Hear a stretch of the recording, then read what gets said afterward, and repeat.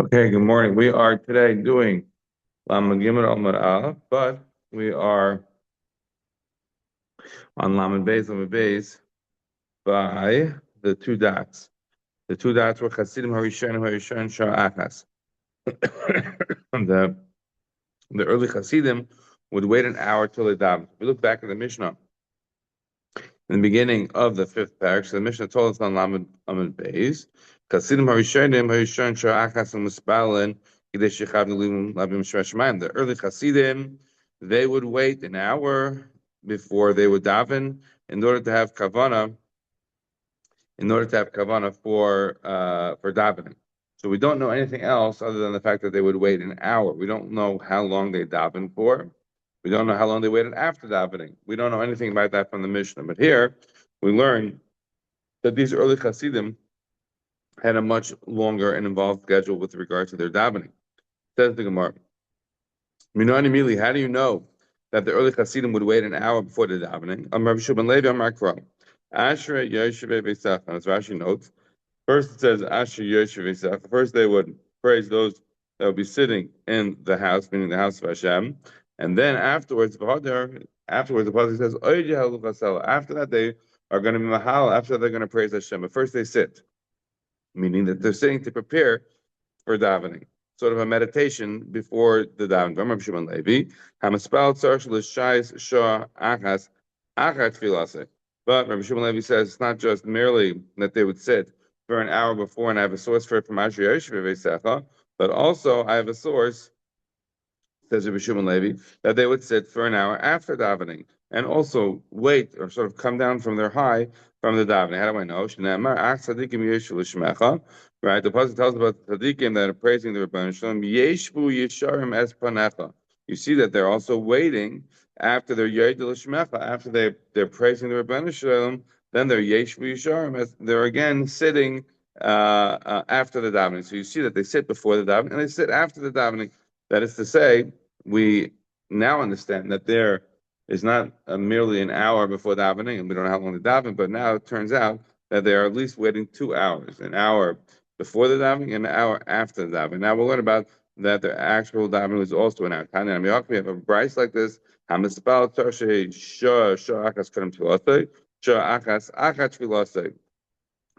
raya is that if the Bryce tells us that when we come to davening, the people Hasidim, what we said in the Mishnah was Hasidim Harishanim. What we said over here was also we thought we were discussing the Hasidim Harishanim. This Bryce is not so clear. This Bryce says Tanya Amiyacham Spal Tzarch Sheisha Shah Achas Kerem Tfilasai. It does not sound like merely limited to the Hasidim Harishanim. It's talking in general that a person has to wait before he davens. He shouldn't just rush into davening. So the Bryce is telling us that a person who's coming to daven has to wait an hour before the davening and wait an hour after the davening. You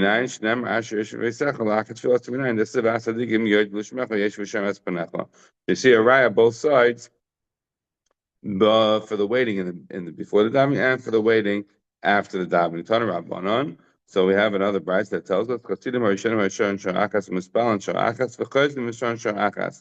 so now we learn that their actual tefillah is also an hour. So they would wait before the davening an hour. They would daven for an hour, and then they would wait after the davening for an hour. So essentially, if you do that 3 times a day, then their davening was 9 hours a day. So says the Gemara, if they mamish spent 9 hours a day in davening, an hour before, an hour after, and an hour for the actual davening itself, so then we have a question about how did they manage the rest of their lives, right? So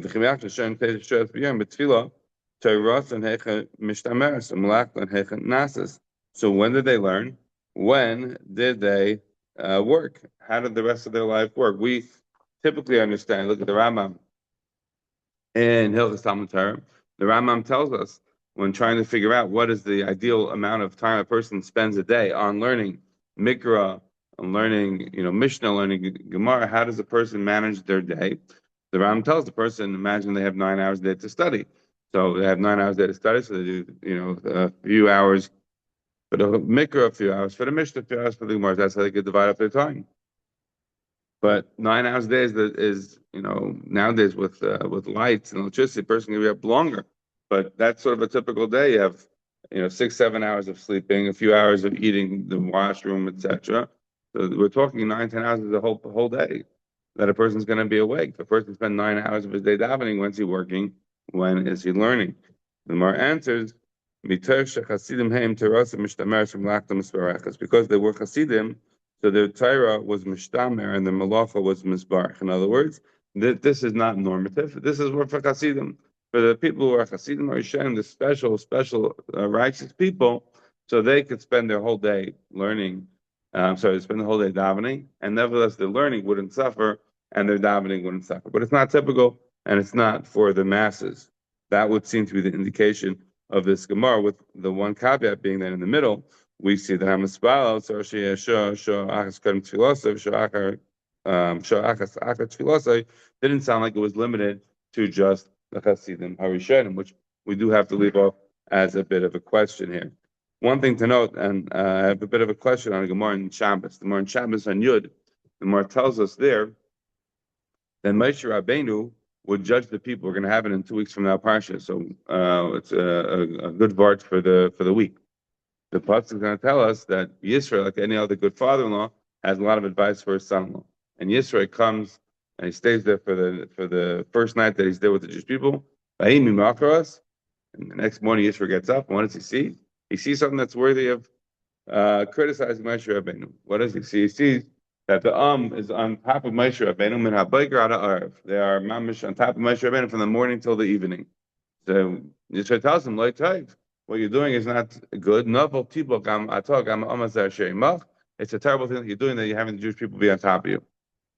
And in the end, Moshe Rabbeinu develops a whole court system. But the Gemara asks, do you think that Moshe Rabbeinu was sitting there and adjudicating the people all day? If so, Tairas Nechanas is the one that he learned. So the Gemara says Moshe Rabbeinu had a big schus. By adjudicating the people, it became a partner with the Rebbeinu Shalom, because it says that they were on top of Moshe min habayker ad ha'arav, and it says Vayer vayibayker. So you see, Moshe Rabbeinu was a shutaf with the Rebbeinu Shalom. I don't understand the Gemara. You're not answering the question. The question was, how did Moshe Rabbeinu learn? If they were on top of him from morning till evening with their questions, bothering him with all their issues, then how did he learn? The answer is not that he became a partner with Rebbeinu Shalom Ma'aseh Bereshis. How is it being a partner with Rebbeinu Shalom Ma'aseh Bereshis answering the question of when did Moshe Rabbeinu learn? I would have answered, I think, a better answer. What's the better answer? We had a Gemara in that Vav. The Gemara in that Vav told us, if you remember, that the Shechin is with 3 people, 1 person, right? All the different numbers. And the Gemara asked, well, that the Shekhinah is with 1 person, then why do I have to tell you that it's with 2 people? Gemara answers. And but okay. That the Shekhinah is with 2 people, why do I have to tell you that the Shekhinah is with 3 people? And the Gemara answered. What did the Gemara answer? Hava, I would have thought the Dina Shama Ba'am. I would have thought that bringing judgment, making verdicts, is just bringing peace. It's not learning. But what is it? In fact, says the Gemara, Ma'u the Tema the Dina Shama Ba'amahu. But look, Shina and the Shina is not going to be there. Come out from the Dina Nami Hainu Torah. Adjudicating people's disputes is also Torah. Why? Because when they ask you a question, what do you have to think about? There's a Gemara there, and I have an answer about this. So you, by definition, being forced, and if you're having people coming to you from all day and have all different types of questions for Chag Shulchan, you're learning a lot. Right? So I could have answered like that. That there is, in fact, learning. Don't say that he's a part of the Brachot in my separation, so therefore it's a mollify that, okay, don't worry about his learning. He is learning. By answering the question, we consider the judges as also learning. All right, I'll have to leave that as the question. I don't have a good answer to the question. It is the Gemara. I'm sorry? I'm answering. I'm saying I could have given an answer. I think it's a better answer. The Gemara is not giving my answer. Clearly, the Gemara didn't like my answer. I don't know why not. I'm asking it as a question. I don't have an answer. Okay, continues the Gemara. I feel I'm el shel b'shlemus. So the next part of the Mishnah there, if you go back to Lamed, the Mishnah tells us that even if a king is shel b'shlemus, the king is asking, "How you doing?" So lo yashivenu, right? You don't respond to the king. Now remember, this is not Shema, right? We already discussed in the 4th parad. We already discussed the situations when you are able to answer. Right? The halacha, it was very clear I'm sorry, in the beginning of the third paragraph, we said the Mishnah told us that the halacha was that the, that we had just learned in the beginning of the fourth paragraph was it about the different program that you have, and you break down the Shema into different program, and we say that during the Shema bein program, you're able to be shoyl ibnei hayira, mesh ibnei hakavod. But if a person is be'emtza parak, I'm sorry, be'emtza parak, a person is able to be shoyl ibnei hayira, mesh ibnei hakavod. But bein haprakim, he can even be shoyl mipnei hakavod. This is not Shema. This is Shemana Esrei here. And by Shemana Esrei, the halacha is different. By Shemana Esrei, one is not supposed to be mafsik at all.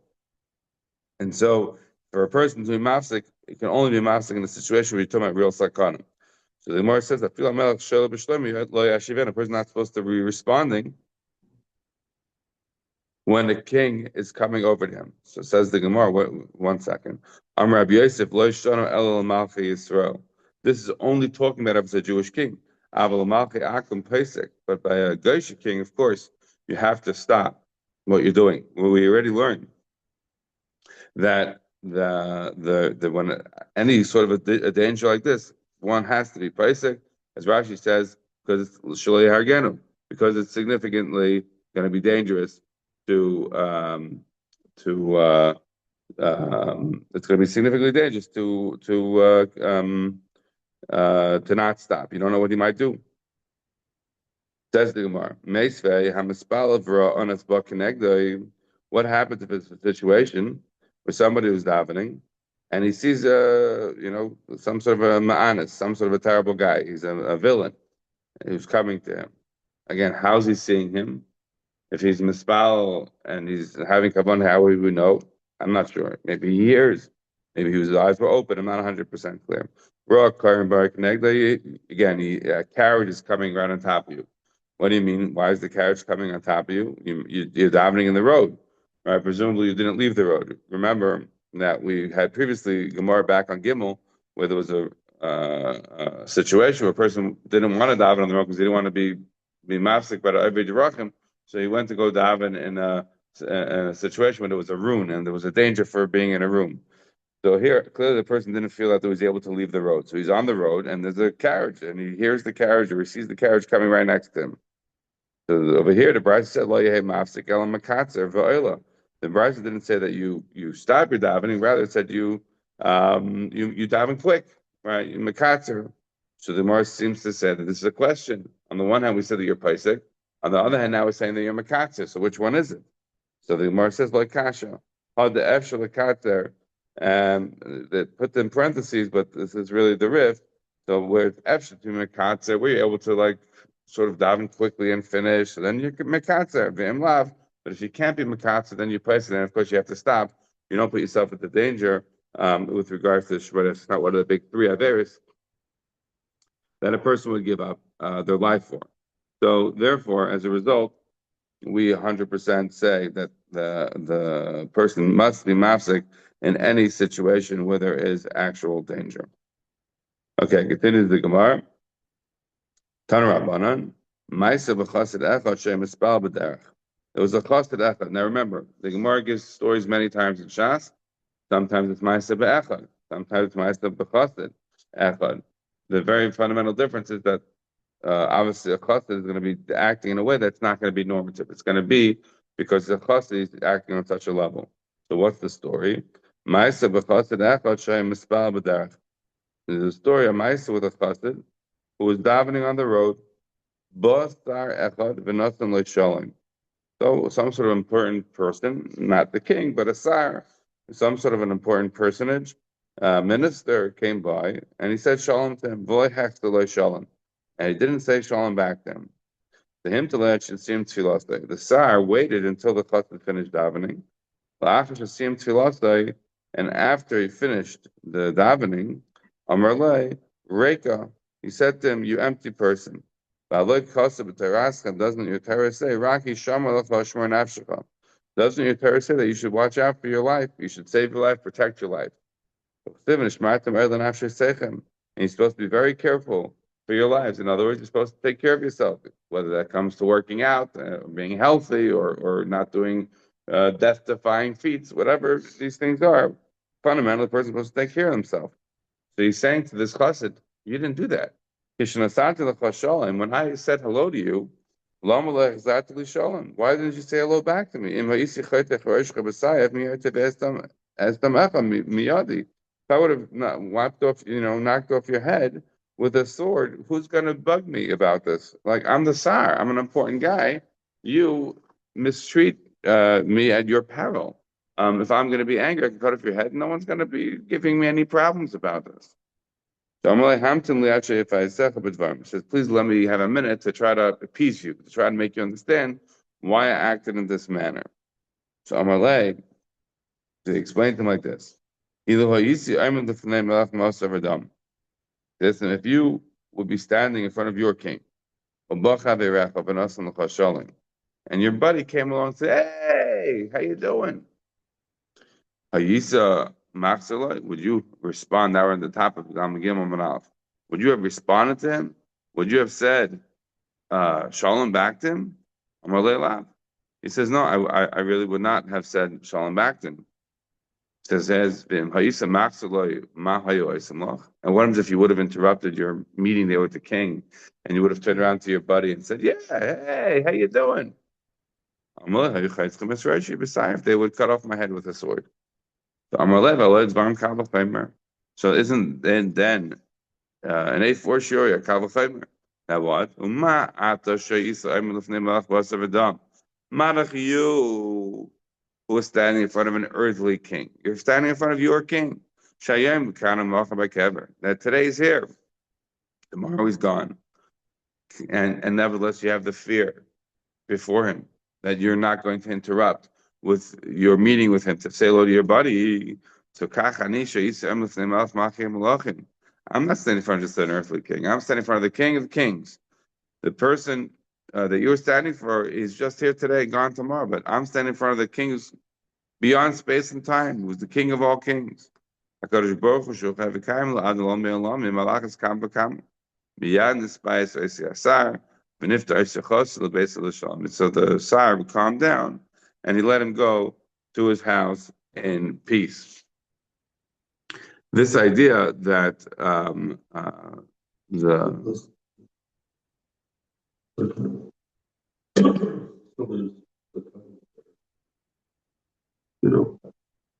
doesn't take away.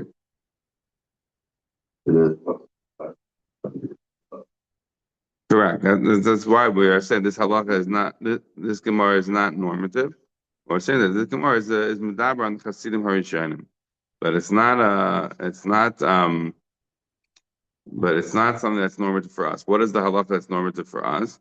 Is essentially any sort of a hafsaka that a person can make when they come to shul. Not to run in the middle of davening, and have to like fly and catch up, but to come in with a certain chavos hadas to be able to to take davening seriously. One cannot be rushing in late, rushing out early. Like that is an appropriate way to daven, and that would, of course, not necessarily necessitate the hour before, the hour after, but to fundamentally have presence. One doesn't rush in and rush out and rush in the middle in order to be able to re-achieve it. Okay, next Gemara. So the last part of the Mishnah told us that afilu nachash karach al akeva lo yafsik. Even if a snake is encroaching, is sort of encircling the person, the snake is slithering up your heel. You shouldn't be mafsik. What are you talking about? Who's going to be able to manage that? Well, imagine it was a garden snake, right? Imagine it was a totally harmless snake. So then, okay, it's just annoying. But says the Gemara, it depends if it's a nachash or an akrev. An akrev is like a scorpion. So Rav Shesha says this halacha in the Mishnah is specific. It's specifically a nachash. But an akrev is not the same halacha. Why not? Because an akrev is a scorpion who will be more normative to bite. When we're saying that it's more normative to bite, as Rashi, the top Rashi says, "V'noitlo lefisha akriv mesukun lakat yoseme nachash muchan lishach." Scorpion bites more or stings more than the nachash is ready to sort of pounce. I'm not sure if that applies to sort of all snakes, even the poison snakes. In other words, does this apply to a constrictor type of a snake in the same way? I'm not, that they're just not as much of attackers as like scorpions. I don't know, but in any event, we're saying that this halacha is more applicable to a nachash than to an akrev. Fine. Meisvei says the Gemara, nafal gave the Gemara tells us at the end of Yavamis, if a person fell into a lion's den. So Amy Eden Olav Shemes. There's a certain term that you look there in the end of Yavamis that even if you didn't see, right, we have a sort of like a race ipsa, like what's it called? Race ipsa, is that what's called? Race ipsa locator. I think that's the term where basically we can make certain judgments. If something fell off the roof, we can adjudicate that the thing was broken when it fell down. Why? That's what happens when things fall off roofs. Um, if somebody fell into a lion's den, right? You didn't hear and see the blood curdling screams and the guy being mauled to pieces. But are you able to testify the guy fell into the lion's den that he's no longer alive? So the Gemara said over there, no. Somebody fell into a lion's den, aim Eden alav shemesh. You can't testify that he's for sure dead. Why? Because it could be the lions, as Rashi says, it could be the lions were not hungry. She'ein ha'arais for avim, ve'ein ochlan, I say. Sometimes when the lions are full, they're satiated, they just sit there very calmly. They're not in the mood to eat this person.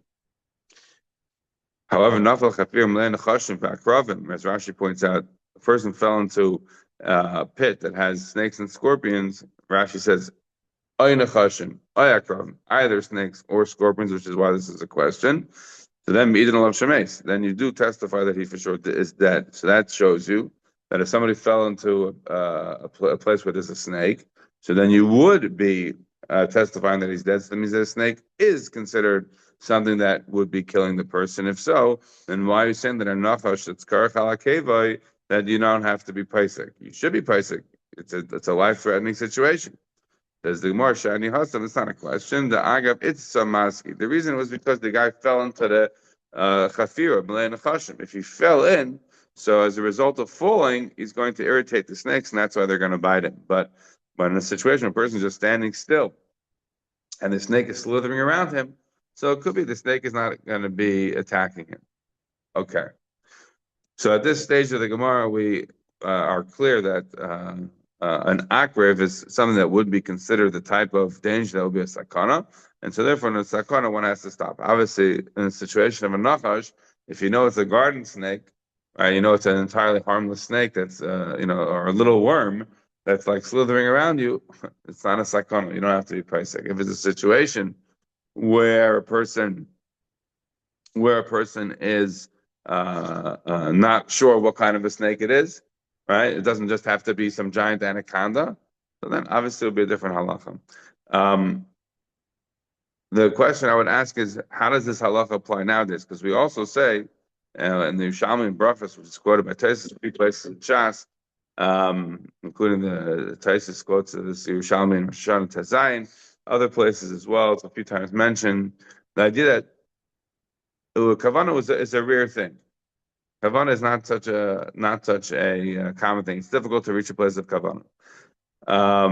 Does that militate to being more makel in these situations, or to be more machmer? That is to say, if you don't have kavana in the first place, so you're not like in a place where you're so holy and outside of yourself that you don't even notice that you have a snake slithering up you, right?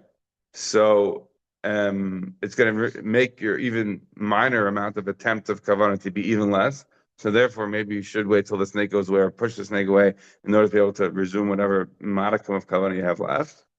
Or do we say, no, the fact that the person has such little kavana, right, militates on the fact that it's not needed to be mafsek, because it's not like it's going to change anything anyways.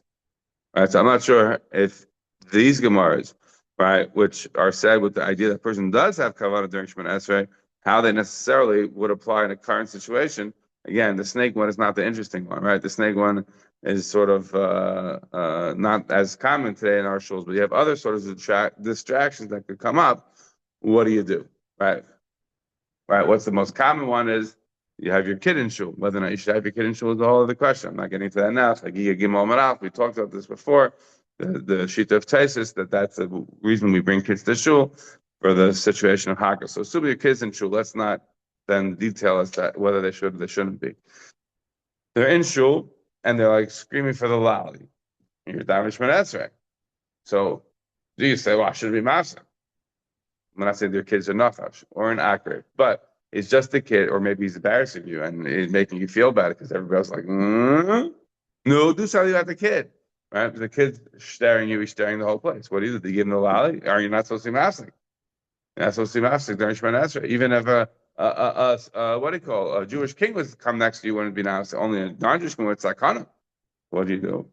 That's where this kind of a question would come up because practically speaking, if you give the kid the lolly, it's going to shut his mouth or her mouth, and then you can down with kavana, whatever the davening you have left, and maybe it helps get the other people back in to their kavana.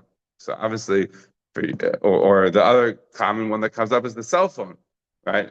Should you have a phone? Should you have a phone in shul? These are not the questions I want to deal with. You have a phone and it's in shul and it didn't put it on silent and it went off. He said, I can't be mafsik during Shemana Esrei. I have to wait for the phone to finish ringing. So it'll be mafsik the entire shul. Right? Or no, you say, look, the phone is staring me and the whole shul. I have to do something to the thing to turn it off during Shemana Esrei. Right? So I think the answer clearly, as I'm making it out, you have to turn it off. You can't stare the whole shul. You can't daven like this. It doesn't go to the bigger question. I speak Maaseh. I think the answer is because that kind of a hefsek is not just for you, it's for everybody. And this is an attempt to remove the hefsek because it's impossible to actually even have a modicum of kavana while one is davening. So one has to sort of start. But one was in a situation where there wasn't a tzibur. But so you're in the airport and you're davening, and it's your phone is just zizzing in your pocket or whatever. Should you be touching it? No, I would say the answer there is different because over there you're in a situation where it's not being mafsing anybody else. It's just you, and by you, it'll go a couple of times, whatever. So you just ignore the phone. Right? You have the other problem is when you by mistake look at the phone, you're turning off the ring, and all of a sudden you notice who called you, and your brain work goes there. So you're actually not helping your kavana. You just keep it there and let it just ziz or whatever. But of course, the most ideal is a person should remove all hafsakets before they come back, before they start davening Shemana Esrei. And that's, of course, what this Chasidim Harishem, that's the whole point. When you come into davening without being in a rush, when you come into davening without again, we're not saying an hour, we're not Chasidim Harishem, but if you come into davening on time and you daven like a mensch, so then by definition, you don't have your phone, it's not on, whatever, all the things that would be otherwise staring potentially would not be there, and therefore, a person will be able to daven without having their alarms go off, their phone going off, or anything like this. Fine, continues the Gemara. So, Amr Rabbi Yitzchak, Rosh Varm Paisik. If somebody sees a bunch of oxen, then you should be Paisik.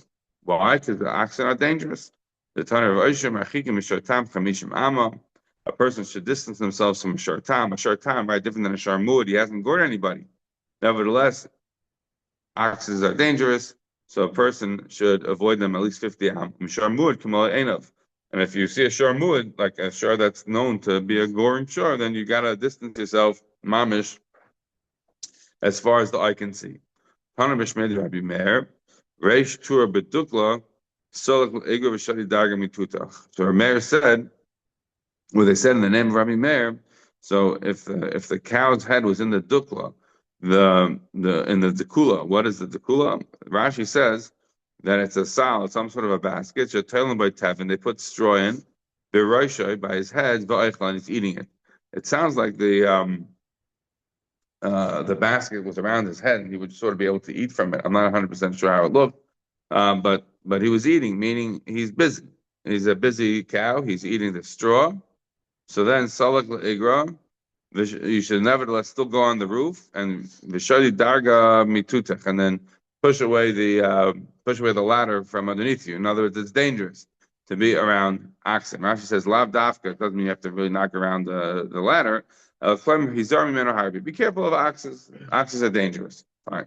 Amar Shmuel. So Shmuel says very nice all this stuff about the oxen, but I'll tell you, Hani Mila B'Shar Shachar U'Biyomi Nisan. This is talking about specifically a black ox, and in the month of Nisan, because then the Satan is dancing in between his horns. So I thought we should spend a moment on this. Rashi tells us,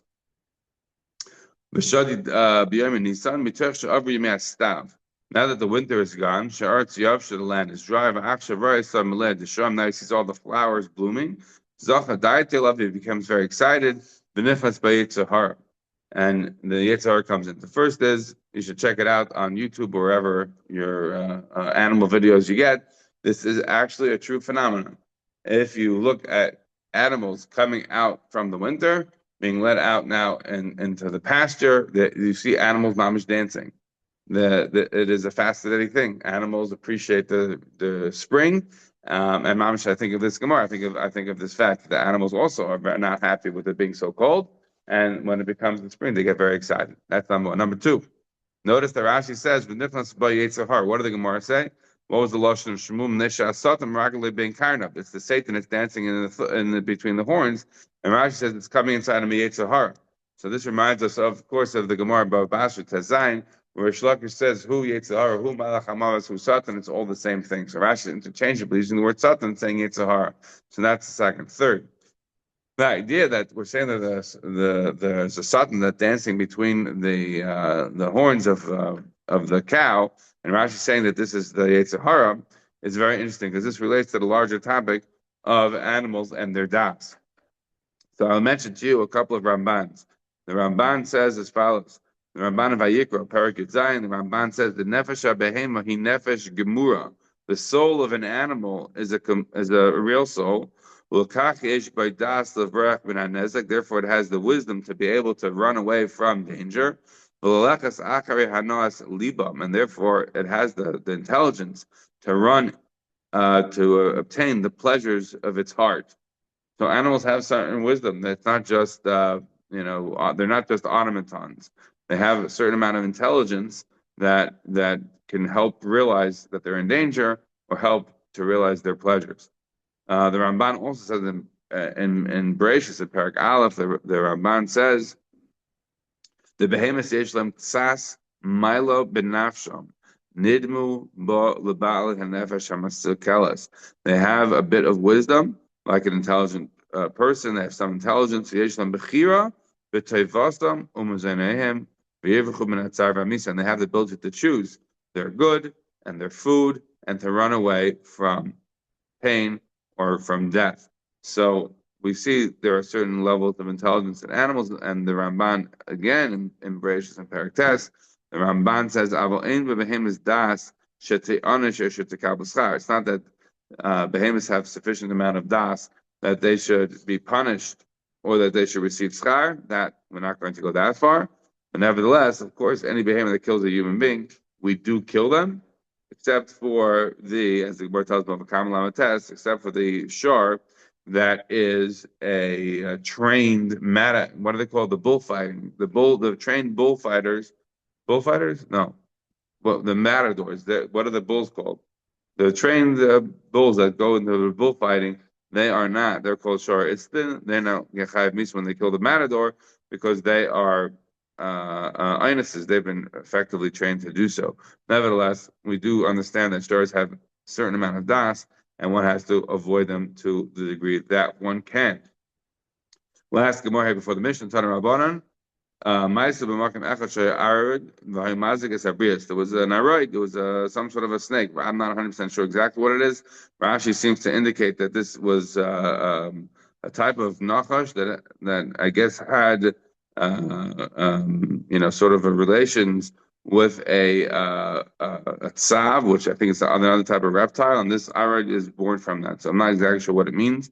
Nevertheless, whatever it was, it would hurt people. They informed Rabbi Chanim ben Daisa about it. He said, let me see its whole.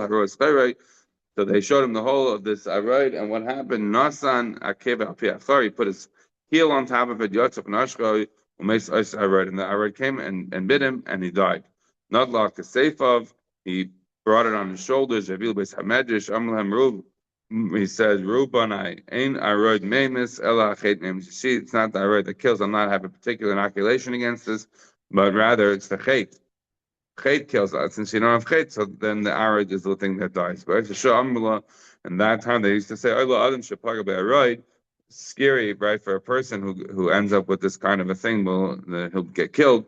But va'ila arayt shapaga b'chanim mendaisa. But any arayt that meets up with mendaisa, forget him. He is going to meet its end. So this reminds us of the Gemara, the end of the second parak that we talked about, that the whole world is zon because the Chanina B'ni, and Chanina B'ni is Daila B'Kav Charuvin, right? Now we're in Shvat, he's going to have Tu B'Shvat, we're going to have Boxer. So Daila, the Chanina B'ni, Daila B'Kav Charuvin, Mer Shavs, Lev Shavs. He survives on a Kav Charuvin. If you look in Tainus and Mars there in Chav Dalad, Chav Hey, the Meister there, Prim and Daisa, his wife, we talked about this on Friday night about the golden leg, and whether or not somebody's able to be having Parnasa from Meister Nisim. So if you look there, the Ein Shmuel writes in Tainus there in Chavdal, relates to the Gemara we had yesterday in Lamed Beis, where the Gemara tells us that Hashem told Moshe Rabbeinu, or 2 days ago, I only gave you greatness because of the Jewish people. When the Jewish people sin, you're there for on this level, then you have to go down Lechareid. If the Jewish people sin, then you're not supposed to be on this level either. So is on such a level, says the Ein Shmuel, that the whole world, when it's able to be on a righteous level, is able to sustain on itself. When they can't be on such a righteous level, so they can only sustain themselves as a result of the tzaddikim, and that is what we see here. B'chinim ben Daisa is the one who carries the world as a tzaddik does. Finish the Mishnah. We say, Mashav Ruch Morna Geshem. By Tchias Mesim, we say the same time about the bracha and Baruch Aleinu. V'avdol b'chanan dash. Kiva Omer bracha reveals from the Atzma. We say the bracha about Chanan Tanu is a separate bracha. Or Blazer Ma'idor. Blazer say it in the last bracha of Shemon Esrei in Haidah. Says the Mamaskin Gvuras Geshamim. We say Mashav Ruch Morna Geshem. In the bracha, we just say Mechal Chaim Chesed Mechayim Mesim Racham Rabim. Right? It's talking about. Atigibel Mashem, right? Mechayim Mesim Ata. Rav L'Shem Mashem Ruch Morna Geshem. What does that do with Mechayim Mesim and Gvuras Geshamim? Saying the Rebbeinu Shalom is able to move the winds around. Why do we talk about him moving the winds and bringing the rain? What's the point? And the connection to Tchias HaMesim. Rabbi Yosef, Tchias HaMesim. It's like Tchias HaMesim. It's bringing life to the world again, right, by having the rain. It's like resuscitating the dead.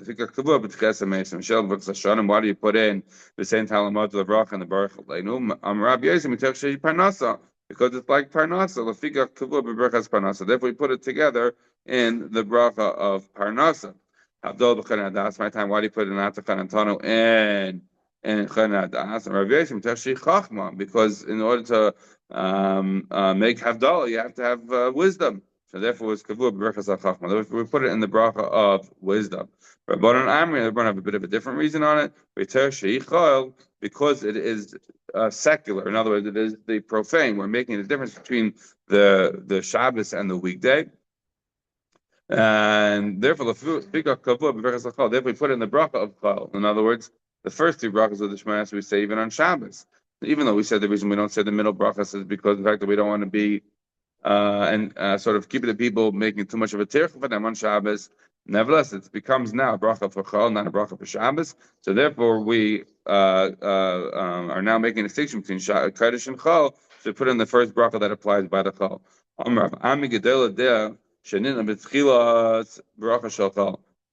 Great is wisdom that it was put as the first bracha of the weekday brachas, right? We talk about wisdom first.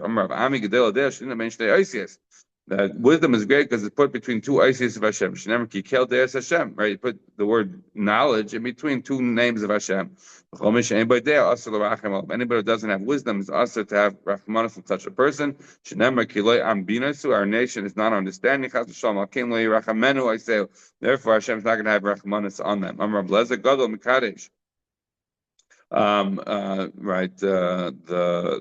sorry, Gadol Mikdash. The Mikdash is great, Shanasim Ben Beis Isis, because it is between the two Isis of Hashem, as we're going to have in 2 weeks from now. Next week's parsha in Shalach, where it says, "Shlema pa'alta Hashem mikdash Hashem karoni yadecha." So you see the mikdash is put between the two words of Hashem. Amar Abelezer kol adam sheish b'deach ilu nivna beis hamikdash b'yamav. Anybody who has das is like the Beis Hamikdash was built in his day. How do I know? Because they are nitna ben shnei Isis. Mikdash nasa ben shnei Isis. Because they is put between two Isis of Hashem. And Mikdash is put between two Isis of Hashem. So somebody who has Deah, it's as though he built the Beis HaMikdash. Last Gemara just for two dots. Maskal Rav Acha Karchina disagrees. It says El Me'ata Gedel Nakama. What about Nakama? It says also we're going to have it today is Wednesday. It has in our game. Sure Shalem. What does it say? Ben Shnei Isis. Remember Kel Nakama is Hashem. Kel Nakama is Sophia. You see that Nakama is put between the two words of Hashem, Kel and Hashem. You have Nakama. Armalei Ein Milsa Mir Gedeli. So he says, you're wrong. You think that Nakama is not good? No, you're wrong. Nakama in its right time. And Bimil Samir Gedel, Nakama in its right time is in fact very good. This is what Ula said. One of these two Nakamas, Achas Tov, Achas Lara. One is for good, one is for bad. We will have to discuss this tomorrow. Have a wonderful day.